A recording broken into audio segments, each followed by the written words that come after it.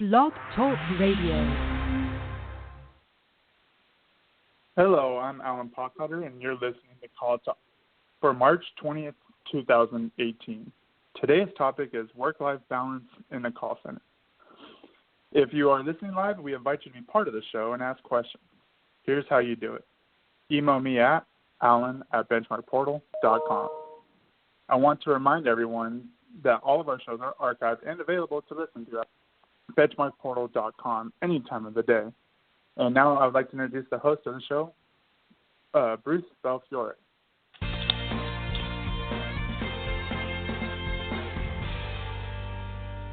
Thank you, Alan, and welcome back to Call Talk, everyone.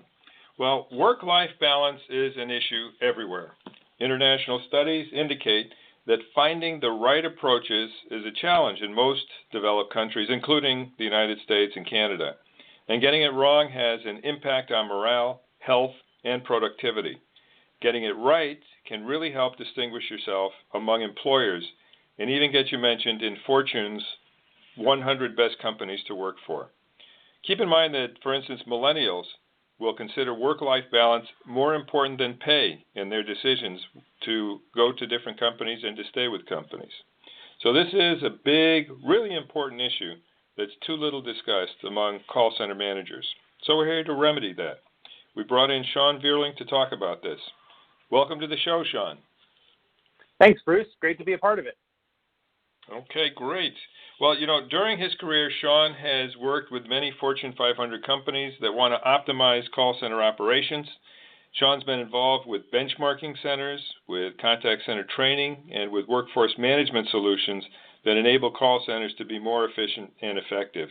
And previous to his position currently as president of LoxySoft, Sean worked with Teleopti, and before that, he served as president of BenchmarkPortal, where he was my friend and colleague and helped launch numerous initiatives, including this very program, CallTalk, in 2009. Sean, can you believe it? Yeah. Where have the years gone? I can. It's great to be back on the show, though. Where have the years gone for sure? Yes, absolutely. So, in fact, with this interview, Sean's sort of returning to the scene of the crime, and I'm delighted to be talking with him today. Sean graduated from Northern Arizona University with a degree in international marketing and then obtained a degree in international business from the Haarlem School of Business in the Netherlands. He was a member of the U.S. National Whitewater Rafting Team and took part in the World Championships in Prague, Czechoslovakia, which was the first time that the U.S. placed high in that event. That must have been fun, huh, Sean? It was a great time. It was rafting over in Czechoslovakia is like baseball. There were 8,000 people on the side of the river just cheering everyone on. So it was an incredible experience, kind of like the Olympics. Yep. Well, it's a good way of having the work-life balance, and I'm sure some pretty good Pilsner beer over there as well. And, one of the images that's in my mind of the years that we worked together, Sean, it was when you were up in Santa Cruz and doing the stand boarding. What is it, where you stand up and you sort of paddle around? Paddle boarding, yeah. And so, done some work during the day and then went paddle boarding at night and, sometimes with your son, Holland. And so you've really tried to practice what you preach in terms of the work-life balance. So let's kick things off by just asking, let me ask you, what do you see as the burning issues in work-life balance for contact centers today? I see the main issues in contact centers with really giving employees more work-life balance is change management. I think I see a lot of centers, they've been doing it this way for years and are afraid to change. What does that mean to change? And there's a lot of different ways to give work-life balance. We saw the home agent movement, which gave work-life balance because you didn't have to commute. It also helped. And, you'll see with work-life balance, it gives contact centers something as well. So the home agent, you give your agents the ability to work from home. But for you as a call center, you get the ability to have a much broader reach of quality agents. So, it really helps with that. Others that I've seen for work-life balance is, you get to take advantage of maybe mothers who have children, but they're really educated and smart. They just don't want to work, when their kids are home. So they work during school hours.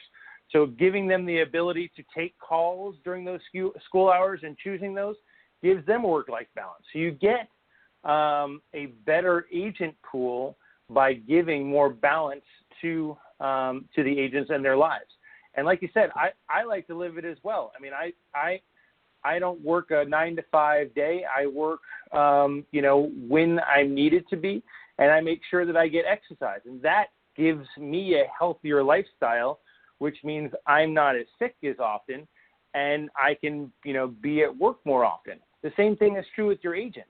Not only will they be healthier and happy agents means happy customers, but you also won't have as many sick days, or I think if you have the right workforce management program, you won't have any days off because you give the agents the ability to, rather than take that day off and have to have it as PTO, they just aren't working that day and they work their schedule around. Maybe their mother is coming, on Thursday and they, know they've got to pick her up at the airport. So they work their schedule so that they're available to pick their mother up and then work the rest of the time and they don't take days off.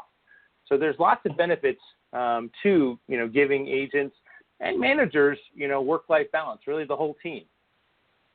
So, there's a lot of things. There's quite an onion you put together, and just peeling the first layer you were talking about, which is, having the courage to really let go a little bit. There's a control issue that a lot of people confront.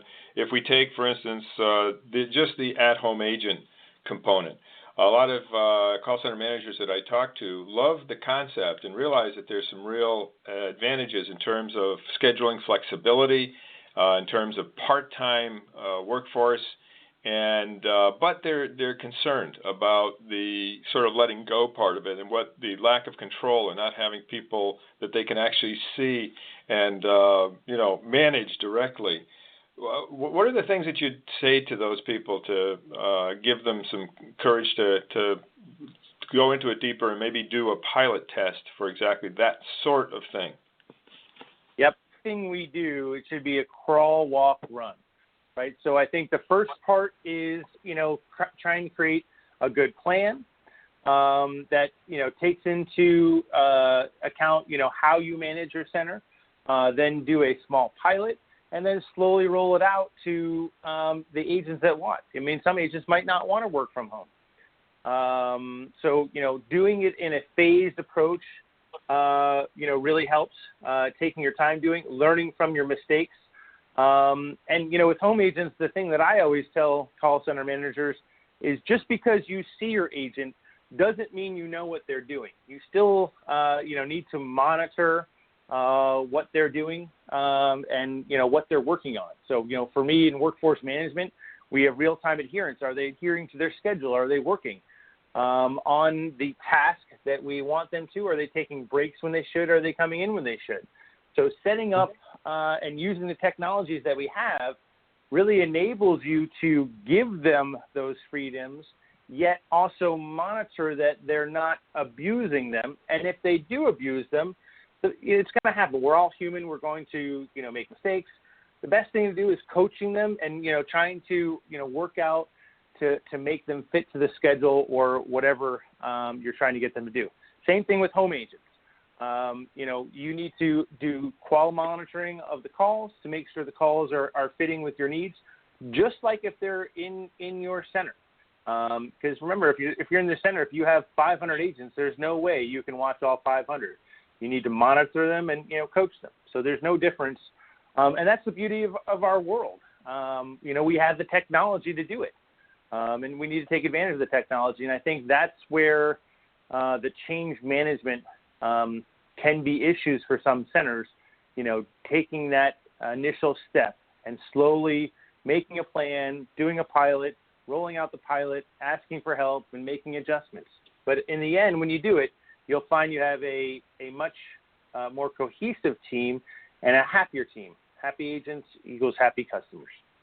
Mm-hmm. Yeah, no, that's a correlation that we've seen time and again on the statistical side. And so it's interesting because the components that you're talking about here is freedom plus accountability. I mean, For those of us who remember Ronald Reagan, he would talk about trust but verify, right, when it came to the nuclear stuff. Trust but verify. And it's really the same sort of thing. In other words, having the ability to create systems and create approaches that do give people more freedom and therefore a feeling of more control over their lives. But on the other hand, monitoring that, as you said, in a way that makes sure that they can be held accountable. So you have to have the technology, you have to have the mindset, and you have to have the processes in place to actually support all of that, don't you? You do. You have to have that in place, and you have to trust your team or your employees. There's great books out there. There's Team of Teams where it's kind of the rules of engagement from. I'm trying to think of who the writer was. McChrystal, General McChrystal, wrote when you have dispersed teams, you have to kind of build teams that work together. So you have agents and supervisors that are working together, that they have a common goal, and then those teams have bigger teams that have a common goal. There's lots of great ways to handle that. And like you said, it's kind of setting a goal with everyone and being able to let go of perfectionism. I think sometimes we feel we have to have them in this box because that's how we'll get the perfect response and everything will be perfect. I think you need to let go and let people adapt and really, we're human. We're not robots. We're good at learning and we want to impress. So that's what I've seen. Yeah, no, I see that. And, setting up the goals, just going back to the crawl, walk, run thing, when you're doing that, it doesn't mean that when you're crawling, you don't really have a vision for when you're running. You should have that vision already in mind. But then what you do is you work back from there. Okay, this is what I want to do. I want to be able to have more work-life balance, have more freedom for my people, be able to let go so that can actually happen. But then to get there, you work back from there and you come up with the crawl stage, the walk stage, and the run stage. It also allows you to do adjustments if necessary along the way and make sure that you're communicating properly to the people who you're trying to motivate and liberate in these ways, because sometimes, particularly when you change management, that the communication is just so important, isn't it? Because people, sometimes you've got it all clear in your head, but they don't get it. And the reason they don't get it is because they haven't been used to it. It's not the way you've been operating until now. And you have to really be very clear about what the future is going to look like if they, can show the accountability that you're looking for. Yep. And I would say the key thing from a manager or a project manager's perspective in the communication is listening. The best changes happen when we listen to how things are going and listen to what everyone is looking for to make it work. So I think listening to the people who are part of the pilot is a huge part of making it a success, and then adapting as you get through toward the end goal. Great. Well, let's talk for a second about the potential costs of not doing this. You have some interesting stats here with regard to, particularly younger people, what they're thinking in terms of walking in every day, and are they really thinking about staying around or not? What are some of the things that you want to share with us on that? Yeah, so, for millennials, there's been a number of studies that are out there that we can supply you with. I think Ernst & Young did one. But, really, if you rank kind of the most important aspects of a job to them, pay is not always the top one. Having a work-life balance is usually more important to them because they want to get the most out of life and they feel that they should be able to. So you can you don't have to pay top talent more. You also can get and keep more of your top talent. Turnover is usually the biggest cost at a call center. And, we've seen turnover decrease anywhere from 5%, depending on the center we've worked with, in terms of, allowing people to get the schedule they want. It depends on the center. Some of them that we work with are in college towns, and they have great agents that, work at the school, and they need that work-life balance just to attend school. So it changes. The other thing is a lot of times you have senior agents who get to pick their schedule and get, through shift bidding, they get the best schedules, and then, the new hire agents don't get the schedule they want, and it's really tough. But if you have a good system, you can really let everyone get the schedule they want and keep them happy. So I think the key ones are turnover and pay, that you don't have to, first of all, you have less turnover, and you don't have to pay them as much because they're happier to do what they're doing. Right. And in this, let me ask you a little bit of a challenge to everybody listening here. Do you know what your cost of turnover is? And if you do, great. Use that when you're thinking about these initiatives and how you might be able to get a great ROI from trying these things out. And if you don't know what your cost of turnover is, then you should definitely compute it and include everything. Make sure that you include all the recruiting costs, the screening costs, the training costs, the bringing up to full competency costs, the cost of the trainers who are doing all the things, et cetera, et cetera. Because as Sean said, you'll be surprised. If you haven't done this exercise, you'll probably be surprised at just how expensive turnover is. And we're not talking about getting turnover down to zero. But if you can cut your turnover in half or get it down to industry average if you have high turnover, then you can oftentimes, justify some things in terms of the ROI that can really change your center or turn your center around and do a lot better with it. Sure, and there's hidden costs, too, that you also need to consider. I mean, if you're at a company that has high turnover, there's kind of employees are really wondering, hey, what's going on with the company? Why is it so bad? Why is everyone leaving? Bruce, help me out with the word. What's not bonding, retention. But team? Retention. Team retention. Yep. Yeah. No, absolutely. There's a study that you had cited from Indeed that found that about 1 in 4 employees, that are not in organizations that are not perceived to support work-life balance and plan to leave their companies within the short-term future, and that's extremely expensive. And so being able to figure out how to avoid that, avoiding burnout, all of those things are not just sort of nice things to do. They're things that are actually going to make your center more productive and a happier place as well, which is where people want to be, obviously. So. Yep. Yeah. And I can tell you, those employees that are making plans to leave, they're not working very hard. So that's another, hidden cost that you don't see. If they're looking for other jobs, putting all their effort into the current company. Yeah. The HR Grapevine study that you brought to my attention, that was kind of interesting. Do you remember that? I do, yeah. Yeah, the list of the top 13 cities for work-life balance doesn't contain even one American city, which means that we have a great deal of room for improvement. And again, productivity can go with this as well.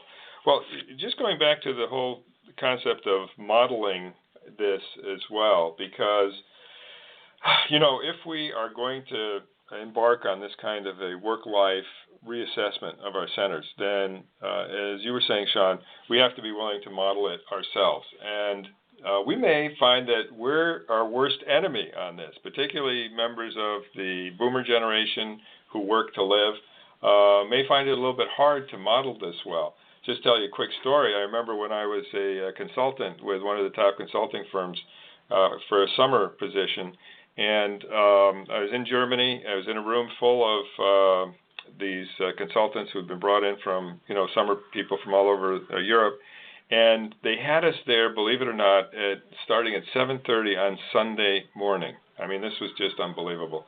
And the guy who was the head of the operation for Germany, shows up. He had just come in from the United States, and took a shower, put on a suit, and was standing in front of us saying that the thing that they had spent the most time talking about back at their partner meeting was the lack of work-life balance, right, in the organization.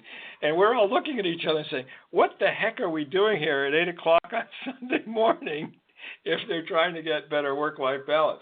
Are you modeling what you're talking about, right? Yep. And so we have to be able to model what we're talking about. Maybe some thoughts from you on that.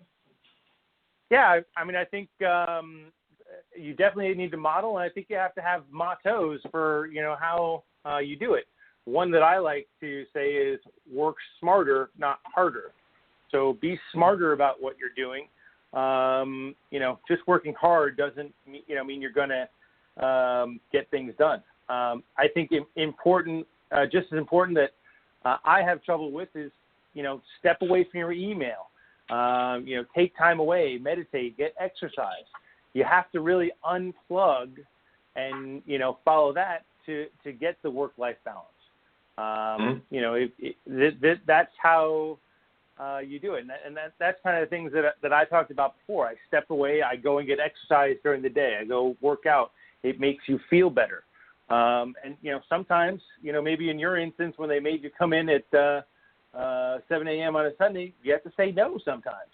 So, part of it is, hey, this is what I want to do. I want to have this at the company, and you have to stand up and say, no, we need to, take some time off. We need to let's, or maybe offer alternatives rather than go meet. How about we go for a walk and, get some exercise together, or, suggest other things. That's part of what I see. Okay, very good. Well, Alan, I know that we've got some questions here, so why don't we turn it over to you for a second and to ask a question that Sean and I can answer. Yes, this question is from Donald. As a manager, I try to be respectful of work-life balance issues of my employees. However, what do I do if I feel individuals are abusing these? Well, it's going to happen. As I mentioned before, the key that you need to do is really monitor. So from a workforce management standpoint, real-time adherence. You give them schedules, even though they've chosen the days they work, trying to make sure they adhere to those schedules and meet what you agreed to. And if not, you have to sit down and talk to them. What happened? Find out, if they are abusing. If they are, talk to them about it. You have to put the ability to monitor this in place. I do feel you also need to just hire the right employees that you trust to do it. So it's a combination of hiring the correct employees, training them correctly, motivating them, and then, in the end, talking to them. You need to do all those things to make sure that you can monitor what they're doing. I couldn't agree more, and I think that it's a great question, Donald, because we don't want to be Pollyannas about this. And one of the things that occurs to me is that, there's two kind of frames, if you want to sort of put it in graphical terms, two boxes, if you will. One of them is the scheduling box, which we want to sort of open up and make a little bit more user-friendly, if you will. And then there's the metrics box, which is what people have, and also the sort of policy box that people have to adhere to. And one suggestion that I might give is that right from training, if you can bring out the fact that there are these two boxes, two frames, make them look like nice frames, put them in a slide. And one of them is the scheduling frame, and the other is the metrics and sort of policy frame. And, have people understand from that visual representation where there's going to be flexibility and where they have to adhere and be responsible and be accountable, then that may help you out, Donald, in terms of being able to make sure you get the performance you want while offering the flexibility. Yep, great points. And we have a question number 2 from Douglas. How do you motivate new agents to get the schedule they want? So I believe in motivating new agents by focusing on a metric or some aspect that's important to your business. Like Bruce was talking about, look at your metrics. What do you focus on? Maybe it's customer satisfaction. Maybe it's average speed of answer or average handle time. Focus on those metrics and then start to group your agents, not who have been there for a long time, have the seasoned agents in one group, but also have the new agents who have a performance aspect to group them together and give them the exact schedule that they want to motivate them to be better. And then they're competing. So it's kind of gamification with metrics and get them to be, better at whatever aspect of the contact center you're looking for. I do think gamification is another way to do that. And then finally, mentoring. A lot of times if you have new agents and you can get the seasoned agents to mentor those new agents, that can really motivate them as well. And, that's a very easy thing to do. Bruce, what are your thoughts? I think gamification can really fit in here with, what Douglas is asking about. And in terms of motivating people in general, that can be a great way to do it because it's fun. It's and we have other CallTalk episodes as well as blogs that we've written on gamification. So if anybody's interested in digging into that deeper, they can get in touch with me. But it's a great way of engaging the agent so that they are not just thinking about the nitpicking parts of schedule adherence and things like that. They see their participation and their accountability as part of being part of the game.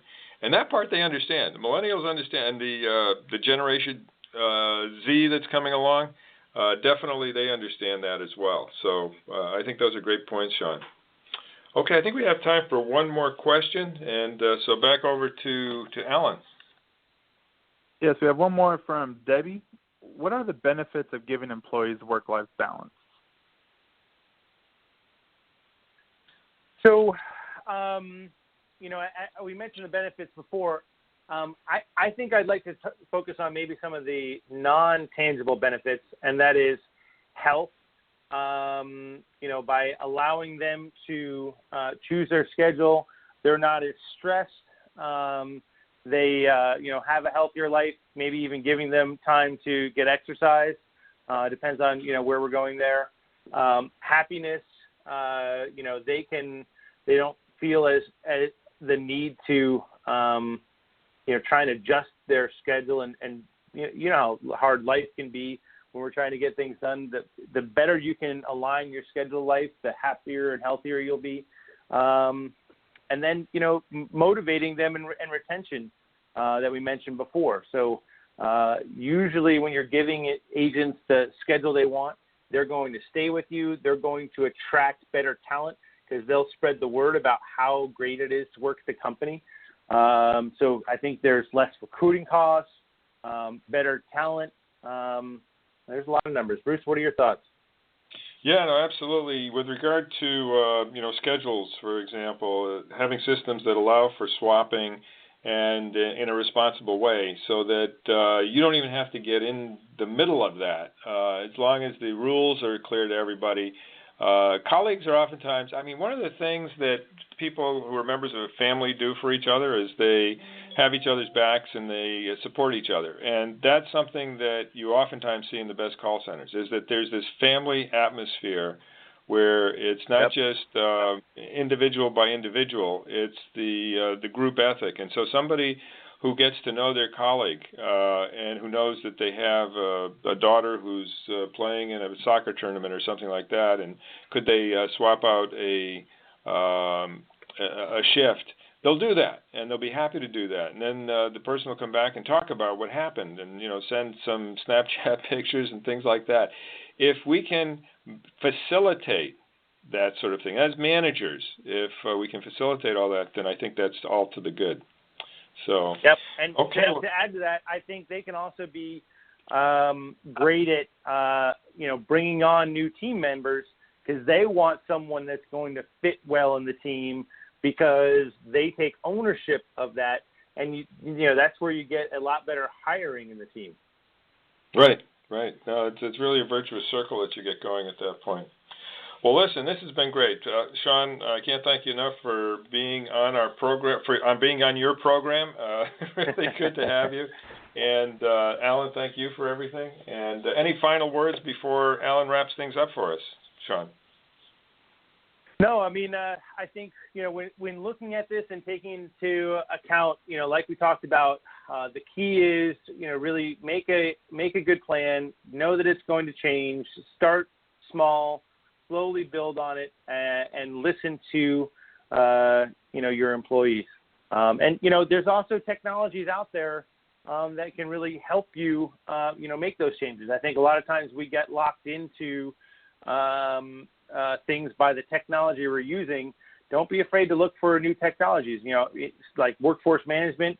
You know that I do. You know, look at agent preferences, availability, and asking them can really help. You know, make those changes. Okay, very good. Thank you again, hey, Bruce. Sean. Thanks again for having me on. Okay, great. You take care and keep on exercising and paddleboarding and all those other things that you do. I'm going to do the same thing, what I do at the Y for the most part, and we'll hand things over to Alan. Thanks again to Sean and Bruce for an insightful discussion on today's show. Be sure to join us next month for another great show, or look at our huge selection of archive shows and topics at BenchmarkPortal.com. Then click on CallTalk, where you'll find over 8 seasons of this show. From all of us at Benchmark Portal, keep those headsets steady and your fingers ready. This is Alan Pockhotter signing out. Have a great day.